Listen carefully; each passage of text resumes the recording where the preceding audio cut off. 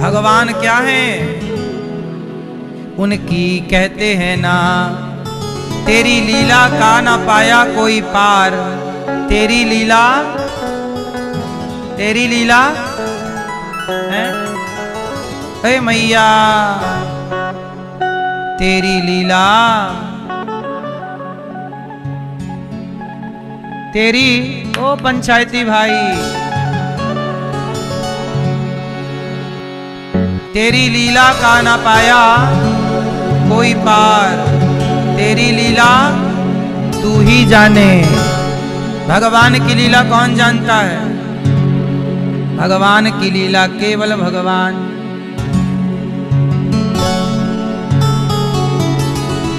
हाँ, कौन समझ पाया? मुह्यंत यत् सूरयः। सती जी बोली कि नहीं, ये भगवान नहीं है। शंकर जी बोले भगवान है। अब दोनों में शर्त लग गई। शंकर जी बोले कि राम भगवान है और माता सती बोले कि राम भगवान। अब दोनों में क्या लगी? शर्त लगी।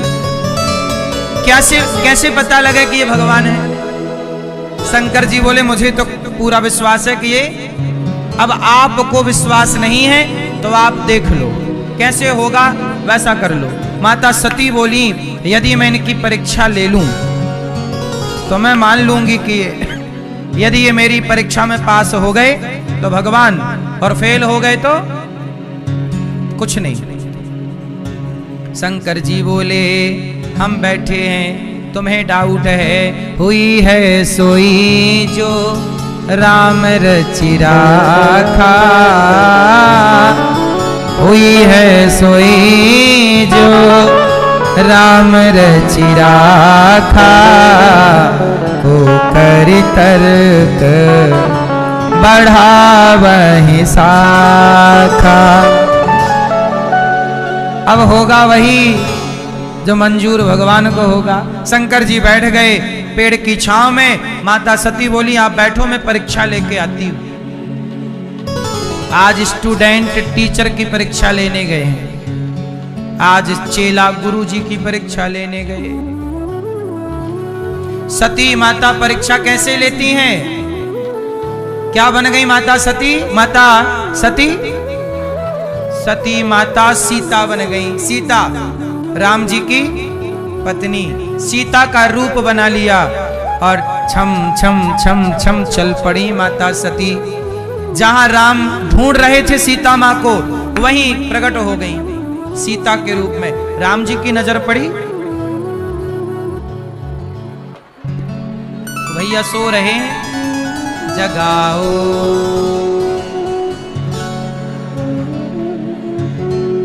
जागो ललना भोर भई अब।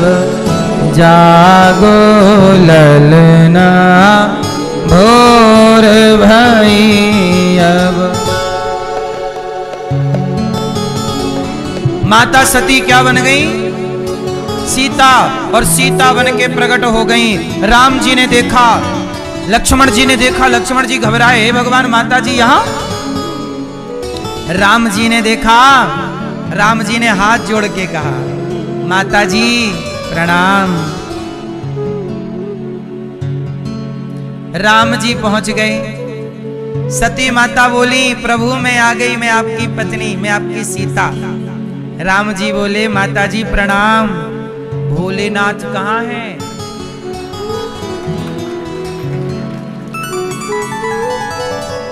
माता सती बोली भोलेनाथ। राम जी बोले आप तो माता सती हो, ये बताओ मेरी सीता क्यों बनी हो? मेरी सीता तो रावण के यहाँ है।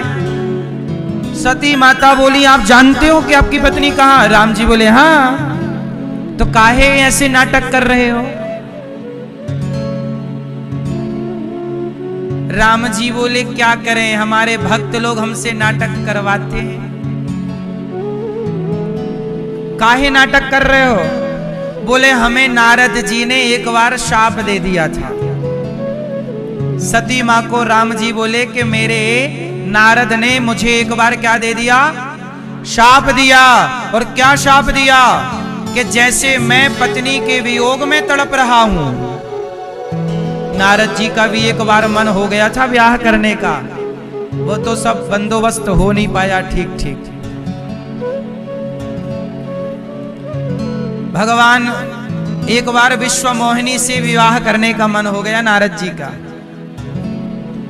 बोलो हाँ।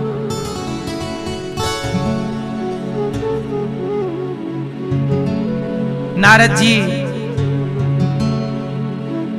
भगवान विष्णु से बोले कि प्रभु मेरा मन एक लड़की में आ गया है, ब्याह करना चाहता हूं। ऐसा करो कि मैं तो थोड़ा बुढ़ा दिखने लगा हूं, आप बड़े सुंदर दिखते हो, आप अपना वाला रूप हमें जरा दे दो। आपन रूप देव प्रभु मोही, अपना वाला सुंदर रूप मुझे दे दो तो मेरा ब्याह हो जाए, फिर वापस ले लेना। और शादी के बाद तो फिर कुछ भी होए, मैं क्या करूं राम, मुझे बुढ़ा मिल गया, तब चलता रहेगा बाद में, अभी तो होने दो। भगवान बोले ठीक है, तो मेरा रूप चाहिए? हाँ। तो भगवान के तो रूप बहुत हैं, अनेक रूप रूपाय विष्णवे प्रभु विष्णवे। तो भगवान ने अपना बंदर वाला रूप नारद जी को ट्रांसफर कर दिया क्योंकि भगवान के रूप तो, और कहा भी कि अपना रूप दे दो, तो बंदर का भी उनका अपना ही है। अब नारद जी हो गए बंदर। अब विश्व मोहिनी के आगे बैठे हैं और विश्व मोहिनी माला लेके जा रही है ऐसे, और नारद जी बिल्कुल सामने आके खड़े हो जा। विश्व मोहिनी बोली हे भगवान, मेरी शादी में बंदर तक आए हैं, क्या मैं ऐसी हूं कि बंदर करना चाहते हैं ब्याह? तो विश्व मोहिनी दूसरी तरफ चली गई। नारद जी को लगा ठीक से हमें देखी नहीं है लगता है लड़की। अब फिर आगे गए नारद जी, सुनो मैं आ गया, माला पहनाओ। विश्व मोहिनी ने नहीं पहनाया। फिर भगवान विष्णु प्रकट हुए और वो साक्षात लक्ष्मी थी। नारद जी के अभिमान को मिटाने के लिए ये लीला रची थी, क्योंकि नारद जी को अभिमान आ गया था। काम को जीत लिया हूं, क्रोध को जीत लिया हूं, लोभ को जीतने का अभिमान, तो उनका अभिमान मिटाना था। ये लीला भगवान ने रची और ऑपरेशन कर दिया, और नारद जी बिल्कुल ठीक ठाक हो गए, पूरा इलाज हो गया। अब नारद जी विश्व मोहिनी ने माला भगवान नारायण को पहनाया। शिव के दो गण वहीं पर खड़े थे। शिव गणों ने कहा नारद जी एक बार चेहरा तो देख लो, और देखा पानी में तो बंदर। अब तो नारद जी को लगा गुस्सा, अच्छा विष्णु भगवान ने मेरे साथ छल किया है, बंदर बना दिया, इसी चक्कर में शादी ब्याह से रह गया मैं। जाओ मैं प्रभु आपको शाप देता हूं, जैसे मैं स्त्री के लिए तड़प रहा हूं आप भी स्त्री के लिए तड़पोगे, और जैसे मुझे बंदर बनाया है आपको भी बंदर भालुओं की सहायता लेनी पड़ेगी, तब आपका काम सफल होगा। तो नारद जी ने शाप दिया कि पत्नी के लिए तड़पना पड़ेगा, इसलिए रावण चुरा के ले गया और राम जी तड़प रहे हैं। सीता सीता, और सती माँ को पूरी जानकारी थी नहीं, तो उन्हें लगा कि ये भगवान है कि नहीं। वो ये नहीं समझ पाए कि ये तो नारद जी को दिया गया जो वरदान मतलब शाप था। नारद जी के शाप को यदि भगवान ना मानते तो भक्त के शाप को भी तो रखना पड़ता है, शाप का भी तो सम्मान करना पड़ता है ना भगवान को। गांधारी ने शाप दिया कि जाओ तुम्हारे वंश आपस में लड़के मर जाए, तो गांधारी माँ के शाप को भी तो रखा ना भगवान कृष्ण ने। ऐसे ही भगवान विष्णु ने नारद जी के शाप को रखा। और राम जी सीता माँ को क्यों खोज रहे हैं? क्योंकि शाप है किसका? हाँ नारद श्राप दीन है एक बारा। नारद जी ने एक बार श्राप दे दिया था, इसलिए सीता सीता राम खोज कर रहे। और माता सती समझ नहीं पाई, वो शंकर जी समझ रहे थे, तो शंकर जी समझा रहे थे, पर माता सती की समझ में नहीं आया। अब माता सती परीक्षा में फेल हो गई। राम जी भगवान है। अब माता सती बोली मैं क्या करूं, कहां जाऊं, क्या करूं, पकड़ी गई मैं तो। ये तो प्रभु आपने क्या करूं। मैं राम जी सती गई शंकर जी के पास। शंकर जी बैठे ध्यान में। शंकर जी से कहा चलो अब चलते हैं। शंकर जी बोले हो गई परीक्षा? तो माता सती ने कहा ना भोले बाबा, मैंने कछु ना परीक्षा लीन है गोसाई। हे भोलेनाथ, मैंने कोई परीक्षा नहीं ली। सती माँ ने झूठ कह दिया। क्या कह दिया? और जहां रिश्तों में झूठ बोलना स्टार्ट कर दो आप, बस वहीं से रिश्ते खत्म हो जाते हैं। रिश्तों में लंबा झूठ नहीं चलता, झूठे रिश्ते नहीं चलते। शंकर जी से क्या कह दिया माँ ने कि मैंने कोई परीक्षा। शंकर जी तो ध्यान लगा के सब, शंकर जी से क्या छिपना, शंकर जी के सामने सब पिक्चर प्रकट हो गई। सब देख लिया कि इन्होंने तो मेरी माता का रूप धारण कर लिया। अच्छा, शंकर जी सती माँ को, शंकर जी सीता माँ को क्या मानते हैं? त्वमेव माता च पिता त्वमेव। सीता को माता और राम को पिता। अब शंकर जी बोले कि मेरी पत्नी ने मेरी माता का रूप धारण कर लिया। अब जब माता बन गई तो पत्नी के रूप में स्वीकार कैसे करूं? अब तो मर्यादा बिगड़ जाएगी कि जो मेरी मां हो गई, अब मैं उसे पत्नी के रूप में रखता हूं तो मर्यादा बिगड़ जाएगी। तो शंकर जी ने माता सती का परित्याग कर दिया। संशयात्मा विनश्यति। जो भगवान पर संदेह करता है उसका विनाश हो जाता है। इसलिए ईश्वर श्रद्धा का सब्जेक्ट है, संदेह का सब्जेक्ट नहीं है। ईश्वर पर श्रद्धा रखो, संदेह नहीं। कुछ लोग कहते हैं कि भगवान है कि नहीं है। अच्छा, एक बात बताओ, आपके कपड़े जो पहने हो उसे किसी ने बनाया है कि बिना बनाए बन गए? आपने जो कपड़े पहने हैं उसे किसी ने बनाया होगा कि बिना बनाए बन गए होंगे? बोलो हाँ। यदि कपड़ा है तो बनाने वाला भी होगा। चश्मा है तो बनाने वाला भी होगा। यदि चश्मा है तो बनाने वाला भी होगा, मोबाइल है तो बनाने वाला भी होगा। तो ये संसार है, आप हैं, हम हैं, तो हम सबको बनाने वाला भी तो कोई है, और जो कोई है उसी का नाम भगवान है। तो लोग कहते हैं कि भगवान है कि नहीं। अरे ना होने का तो सवाल ही नहीं उठता। कोई ना होता तो बिना बनाए संसार कैसे बना होगा? जरा सोचो ना। बिना बनाए कपड़ा नहीं बना तो संसार कैसे बना होगा? कोई तो है। एक बात बताओ मैया, तुम माँ के पेट में थी कि नहीं? नहीं थी? थी। जब आप अपनी माँ के पेट में थी मैया, जब आप अपनी माँ के पेट में थी तो आपकी जो आंखें हैं, पेट में आंखें किसने लगाई थी? आपके माँ के पेट में आंखें तो नहीं थी, लेकिन पता नहीं वो आंखें कहां से आ गईं और बच्चे के सही जगह लग गईं। ऐसा नहीं हुआ कि कनपट्टी पे लग गई हो। क्यों? सही जगह आंख लगी है, सही जगह आपके कान लगे हैं। मतलब कोई तो था ना मां के पेट में जो बैठे बैठे आपको बना रहा था। हाँ या ना? लेकिन वो रचना इतनी सूक्ष्म थी कि उस रचनाकार को आप पहचान ही नहीं पाए। मां का पेट तो एक जगह है, खेत है। मां के पेट के खेत में आप ईश्वर की फसल हैं। बोलो हाँ। आपको पेट में ही तो ईश्वर ने डिजाइन किया है। इसलिए भगवान का हेड ऑफिस क्या है? माता का पेट नहीं है। तो मैया ये बताओ कि आपको बनाने वाला कौन है? मां ने बनाया, पिता ने बनाया कि भगवान ने बनाया?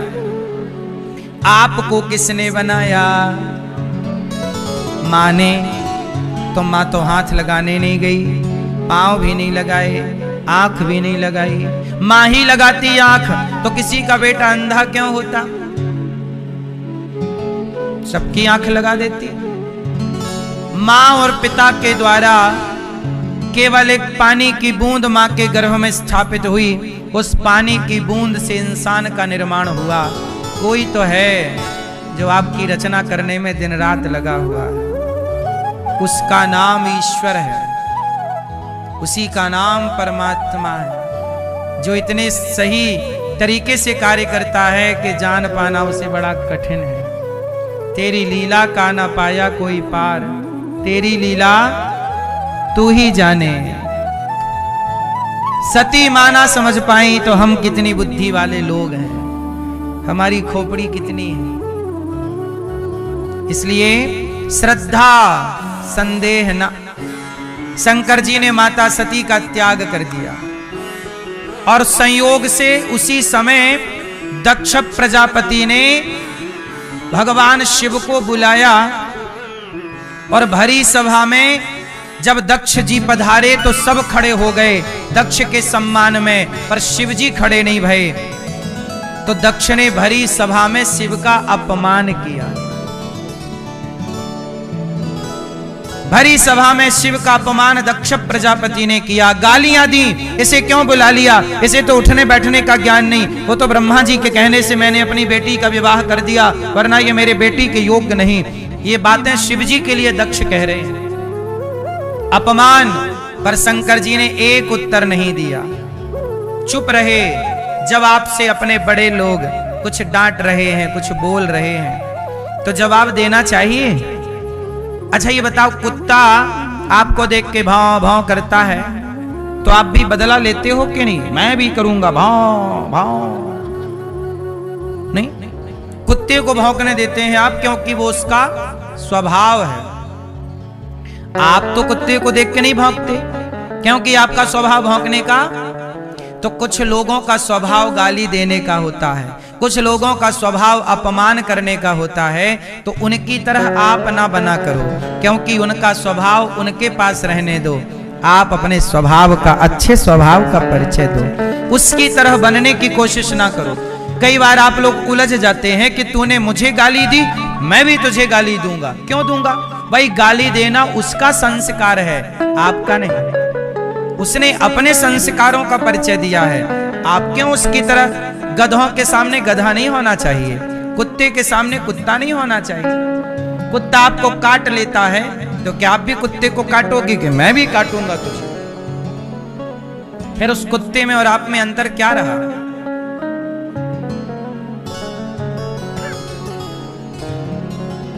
जरूरी नहीं। गाली देने, शंकर जी भरी सभा में गाली सुन रहे, चुप बैठे। जब अपमान हुआ शिव जी चुपचाप चले गए, कोई उत्तर नहीं दिया। बाद में दक्ष ने यज्ञ किया, सबको बुलाया। शिव को नहीं इसलिए नहीं बुलाया ताकि मैं इनका अपमान कर सकूं, अपमान के लिए दक्ष ने यज्ञ किया। देखो यज्ञ भी किसके लिए रचा? अपमान के लिए। उस यज्ञ में सब आए, शिव जी नहीं आए। माता सती उस यज्ञ में जब गई, पति का अपमान तिरस्कार देखा, माता सती उस यज्ञ में जल करके भस्म हो गई कि मैं पति का अपमान नहीं देख सकती। पत्नी किसे कहते हैं? जो पति का अपमान करे वो ना मेरी मां। पत्नी वो जो पति को पतन होने से बचाए, पतित होने से बचाए, अपमान ना करे कभी। और पति भी अपनी नारी का अपमान तिरस्कार ना करे कभी। एक दूसरे का सम्मान कीजिए, आदर कीजिए। सती मां को लगा मेरे पिता ने मेरे पति का अपमान किया, योग अग्नि में जलकर समाप्त हो गई। बाद में भगवान शिव ने अपनी जटा पटकी, एक जटा फेंकी और शिवगण पैदा हुआ और उसने जाके दक्ष के यज्ञ को विध्वंस किया। और बाद में बकरे का सर जोड़ करके दक्ष के यज्ञ की पूर्ति हुई। माता सती का जलता हुआ शरीर शिव लेकर चले, शिव जी छोड़ नहीं रहे थे। तब भगवान विष्णु ने माता सती के जलते हुए शरीर के 52 टुकड़े कर दिए, और जहां जहां वह एक एक टुकड़ा गिरता गया वह एक एक शक्ति पीठ बनती चली गई। तो आज भारत में 52 शक्ति पीठ है। 51 भारत में है।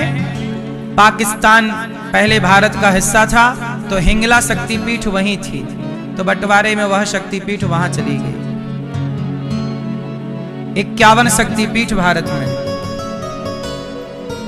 बंटवारे में केवल पाकिस्तान नहीं गया, हमारी शक्तिपीठ भी चली गई।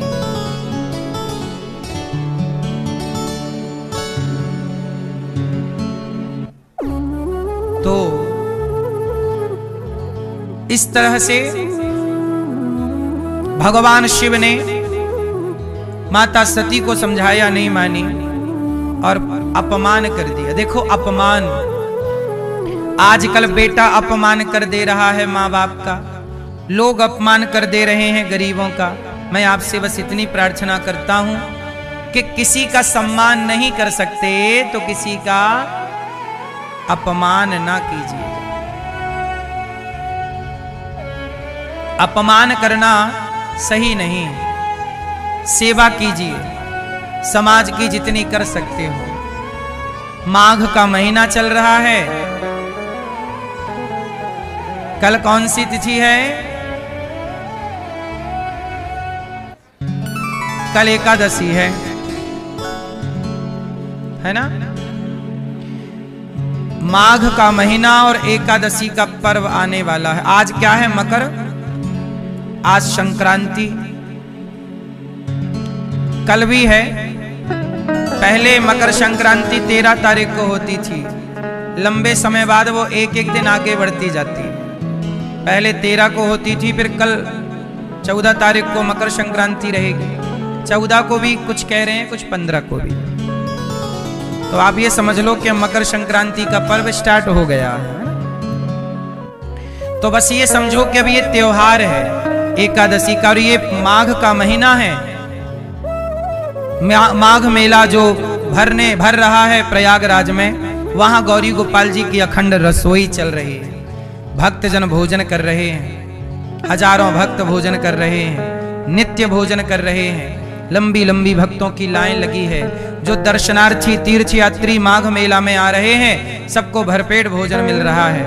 आप भी माघ मेला के प्रयागराज के अन्न क्षेत्र में अन्न दान करें और अन्न दान करके पुण्य के भागीदार अवश्य बने। लंबी लंबी लाइन लग रही है, हजारों दिन भर भक्त भोजन कर रहे हैं। एक दिन माघ मेला में आप भी अपनी ओर से अन्नदान करें, करने योग्य हैं तो, कि आपका भी भोजन पहुंचे। और माघ जो आते हैं वहां भक्तजन, ये सब माघ मेला जो दर्शनार्थी हैं, ये सब वहां का भक्तों का दर्शन है। ये सब भोजन की लाइन है जो गौरी गोपाल अन्न क्षेत्र प्रयागराज जी में चल रहा है। ये माघ मेला का देखो, साधु संत सब लगे हैं लाइन में, और सब पेट भर आनंद से भोजन प्रसादी के लिए लगे हुए हैं। यदि आपकी रोटी खाकर ये सब भजन करेंगे और वहां रहेंगे तो कितना बड़ा पुण्य होगा मेरी माँ। इसलिए आप भी इन सेवाओं से अपने आप को अवश्य जोड़िएगा। अन्नदान सबसे बड़ा दान है। गौरी गोपाल आश्रम में भी हजारों संत रोज आते हैं। आज भी यहाँ संत लोगों का पदार्पण हुआ और हजारों संत यहाँ भी प्रसाद पाए। यहाँ भी आप अखंड जो अन्न क्षेत्र चल रहा है, एक दिन का अन्न क्षेत्र आप अपनी ओर से बंटवा सकते हैं। हजारों साधु संत जो आते हैं, सबको आप भोजन कराइए, आप अपनी ओर से अन्नदान करिए कि आज संतों की सेवा माघ के इस पावन माह में हमारी ओर से होगी। बोलो हाँ कि ना। तो यहां देखो, ये संत लोगों को देखिए, हजारों संत लाइन में लगते हैं, सबको पेट भर भोजन, अखंड 12 महीने की सेवा। ये फुटपाथ पर सोने वाले सब साधु संत हैं, प्रेम से भजन कर रहे हैं। आप किसी को रोटी दे सकते हैं तो दीजिए, बहुत बड़ा पुण्य है अन्नदान करना। कर सकते हो तो साहब अन्नदान जरूर। ये गौरी गोपाल का चित्र है, तस्वीर है। गौरी गोपाल में जो अखंड सेवाएं हैं, ये वो हैं। आप भी अन्नदान जरूर कीजिए कि आपकी ओर से भी सवेरे यहीं पर 9 बजे आप आ जाया करिए देखने के लिए। यदि देखना है, इन संतों के दर्शन करना है तो आपको सुबह सुबह यहीं पर संत लोग मिलेंगे हजारों। आप अपनी हाथ से बांटिए, अपने बेटे के जन्मदिन पर, बेटी के जन्मदिन पर अन्नदान कीजिए, रोटी का दान। यहाँ अखंड रसोई चलती है, हजारों लोग भोजन करते हैं। कोई भी आओ, सबको पेट भर भोजन मिलता है। आप भी थोड़ा अन्नदान अखंड रसोई में करें। ये देखो यहाँ नीचे ऊपर